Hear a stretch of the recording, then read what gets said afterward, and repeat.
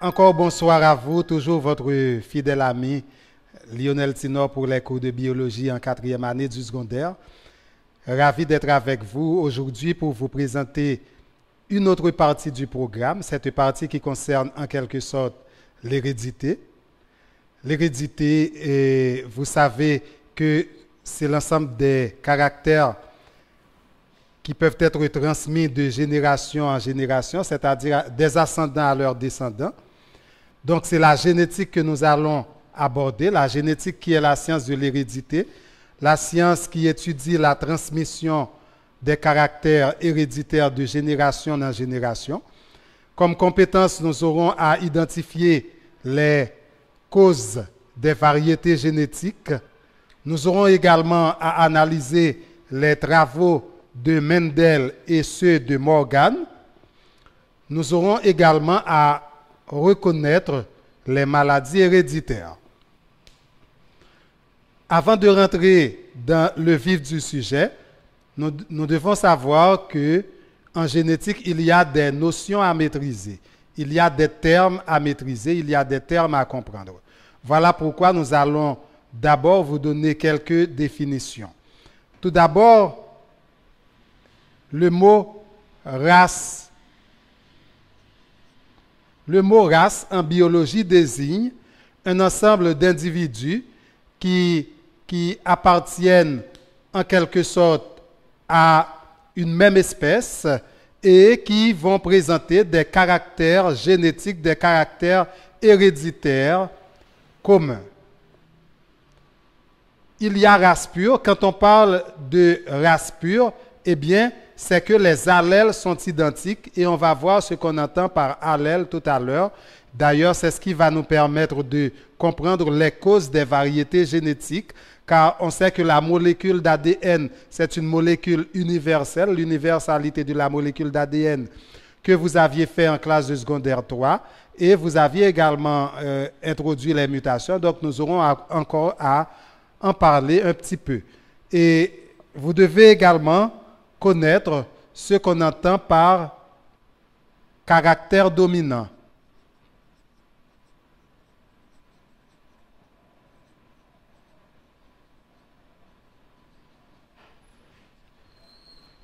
Ce sont des caractères qui s'expriment dès qu'ils sont présents sur un chromosome. Par exemple, si nous avons ce chromosome qui a un caractère, par exemple, noir, que nous notons comme ça, il y a ici le gène allèle petit b. Eh bien, ici, c'est noir qui est dominant parce que c'est noir que nous avions noté en majuscule. Donc, les caractères dominants sont notés en majuscule. Et c'est vrai que sur le plan génétique, eh bien, il y a également blanc, mais en réalité, l'individu est noir sur le plan phénotype. C'est ce qu'on va voir, les caractères extérieurs, c'est le phénotype, on va encore en parler. Mais si nous prenons dans les groupes sanguins, vous avez entendu parler de groupe sanguin A, groupe sanguin B, groupe sanguin O, groupe sanguin AB. Si nous prenons par exemple le groupe sanguin A, c'est qu'il y a un gène A, mais l'individu peut être AA, l'individu peut être également AO.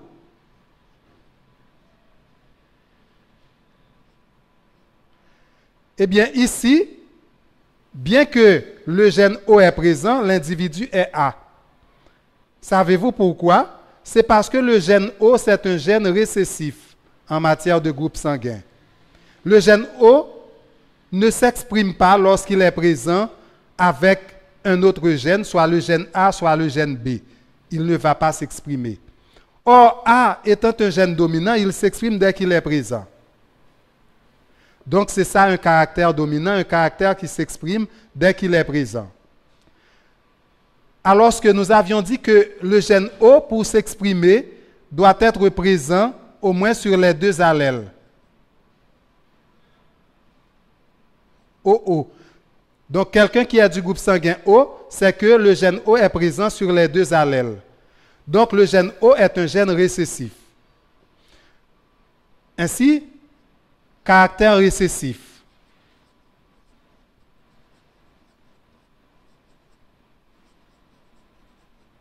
ce sont des caractères qui s'expriment si et seulement s'ils sont présents au moins sur les deux allèles, donc sur les deux chromosomes. Mais il y a également le groupe sanguin AB. Dans le groupe sanguin AB, vous voyez que nous avons deux gènes qui sont dominants. Car dans les groupes sanguins, le gène A et le gène B sont des gènes dominants. Ils s'expriment dès qu'ils sont présents. Donc, lorsqu'ils sont présents ensemble, sur deux allèles, eh bien, les deux s'expriment. On parle de codominance. Ce sont ici des gènes codominants, c'est-à-dire qui s'expriment en même temps. Donc, gènes codominants, ce sont des gènes qui s'expriment en même temps.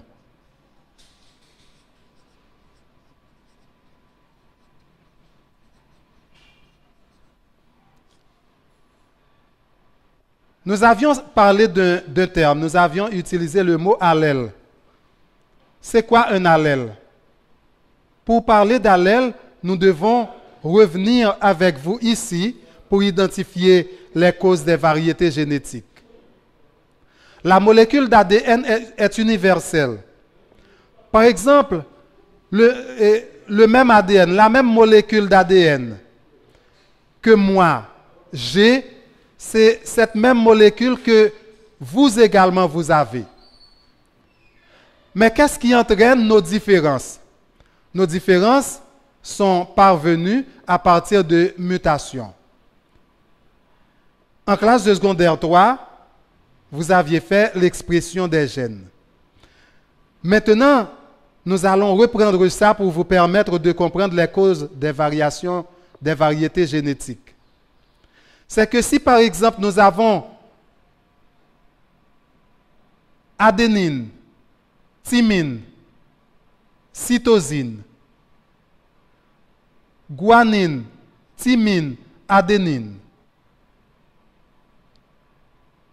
cytosine, guanine, adénine. Là, nous avons un gène. Nous avons un gène et nous avons des triplets qui vont coder pour des protéines spécifiques. Cependant, si nous avons encore dans cette molécule adénine, thymine, cytosine, guanine, thymine, adénine, adénine, guanine, cytosine. Pour vous, vous auriez cru que c'est un gène différent. Et pourtant, non, c'est le même gène. C'est le même gène, mais qui a subi une variation à partir d'une mutation au niveau de ce code. Au lieu d'avoir CGA, on a ACG. Donc, c'est le même gène qui a deux expressions différentes. Eh bien, quand on parle d'allèle, on parle des différentes expressions d'une même variété de gènes.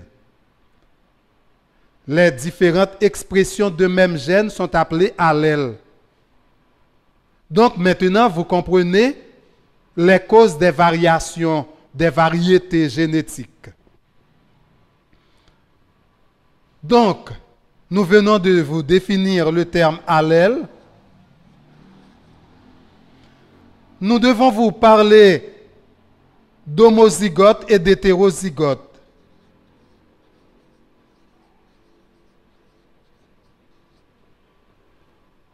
Un individu est homozygote lorsque les allèles sont identiques. Par exemple, ici, les allèles sont identiques, AA. Donc, cet individu est homozygote. C'est contraire de hétérozygote. Un individu est hétérozygote quand les allèles sont différents.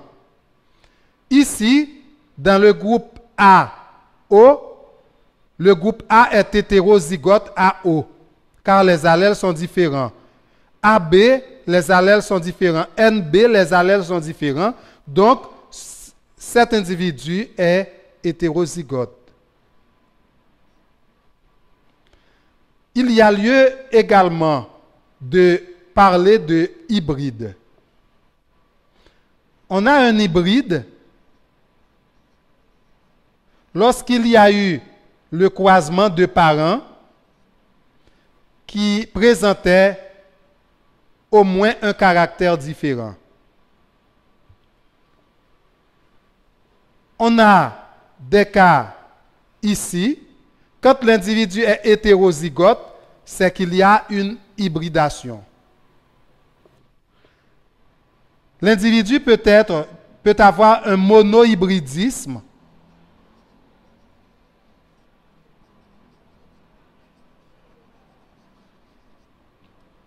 Ce sont des individus qui présentent seulement un caractère différent.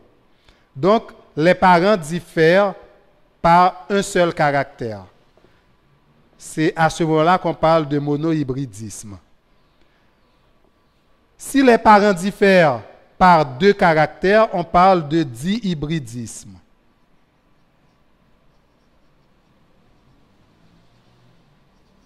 Et par plus de deux caractères, on parle de polyhybridisme.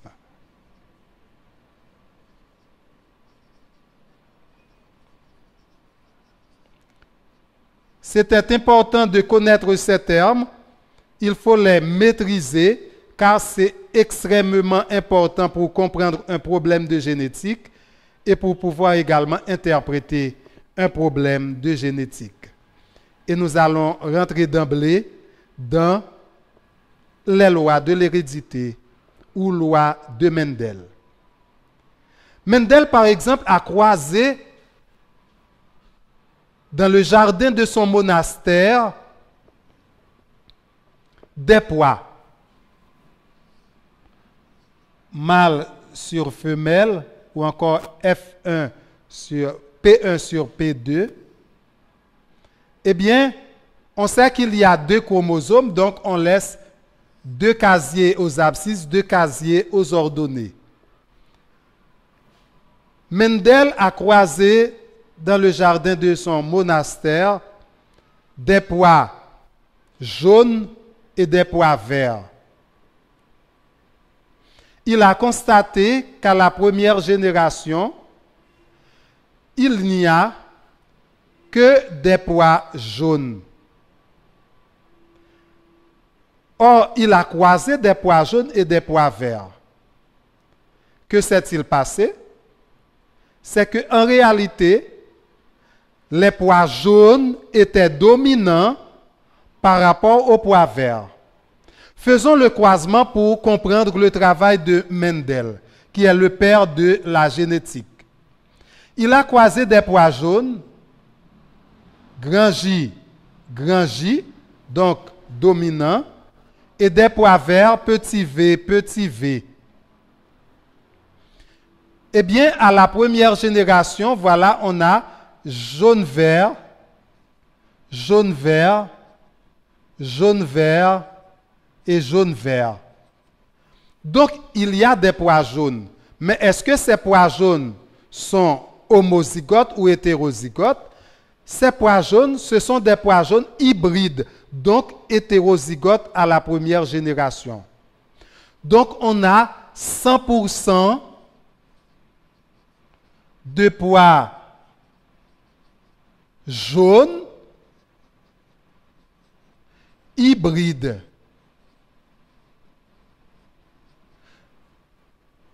Cela nous amène à vous rappeler ce qu'on entend par phénotype et ce qu'on entend par génotype. Ici, les pois sont jaunes. On voit que les pois sont jaunes. Donc, ce qu'on voit, c'est le phénotype. Le phénotype, c'est donc l'ensemble des caractères qui sont exprimés. Les caractères visibles chez un individu.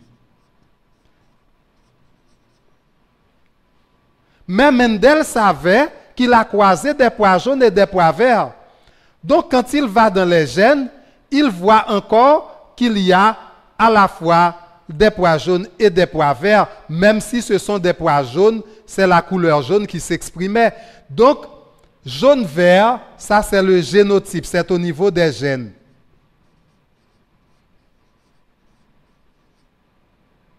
Ce sont des caractères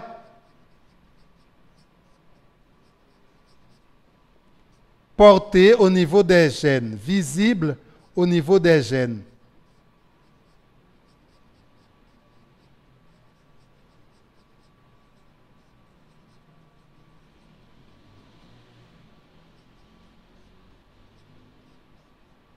À l'extérieur, ajoutons ça ici.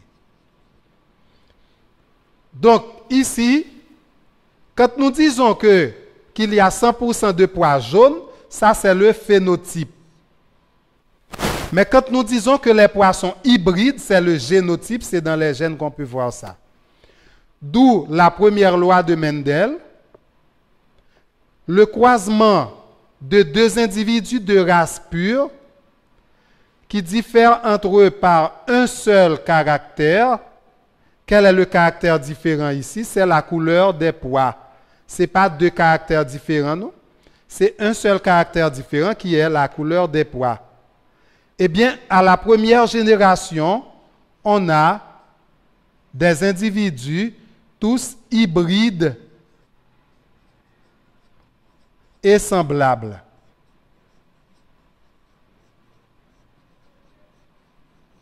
Ça, c'est l'énoncé de la première loi de l'hérédité ou première loi de Mendel, qu'on appelle encore la loi de la ressemblance ou la loi de l'homogénéité à la première génération ou la loi des individus hybrides. C'était pour la première loi. Nous reviendrons pour les autres lois. Merci.